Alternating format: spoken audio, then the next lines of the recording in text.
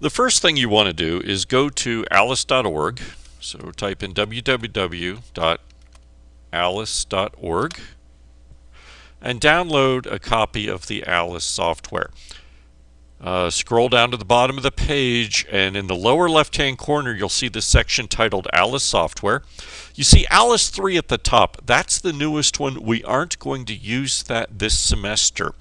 We're going to use the older version, Alice 2.x.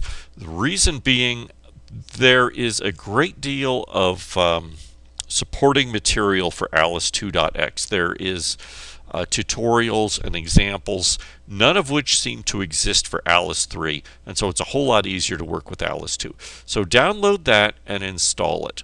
Once you do that, you want to find out where it installed it, and to do that you can go into your search box and say alice.exe, and that would be the executable or the program for alice.exe.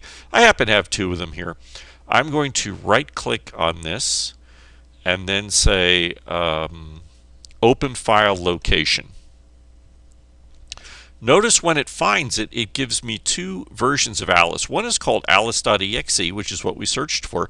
The other one is called slow and steady alice.exe. Try running alice.exe first, and if that, and by the way, the .exe may not show up on your computer depending on how you have your preferences set. If that doesn't work for you, if alice.exe doesn't work, then run slow and steady alice.exe. This one is designed for older computers that don't run Alice well. Okay. Once you get Alice installed, what you can do, I pinned mine to the taskbar. And to do that in Windows 7, you right click on it and then say, somewhere on here is pinned to taskbar. Oh, mine says unpin to taskbar because it's already pinned. Or you can pin it to the start menu. That way you don't have to search for it every time. You can unpin it after you're done with this class. So double click on it to start it.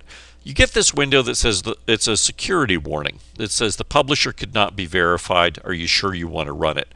Yes, I want to run it. It comes from Carnegie Mellon. I'm pretty confident that it's safe. So I'm going to run it.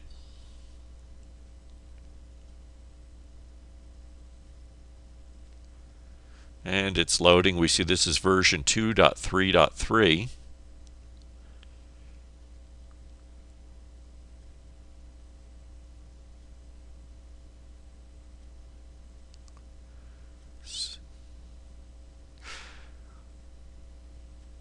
Okay, when you first open Alice, you get this screen here, and it wants you to choose a template. Well, we're not going to do that this time. We'll be doing that eventually. What you want to do instead is click on this little tab called Tutorial and start the tutorial. There's a few tutorials here. There's 4 of them. And if you just click Start the Tutorial, it'll take you through them. But here they are. One is called Tutorial 1. The next is Tutorial 2, then Tutorial 3, followed by Tutorial 4. These things will help you get a handle on what Alice is all about. And things that we do in class will make a lot more sense to you if you go through these. You don't have to finish them all this week, but you do need to have them done before our second class.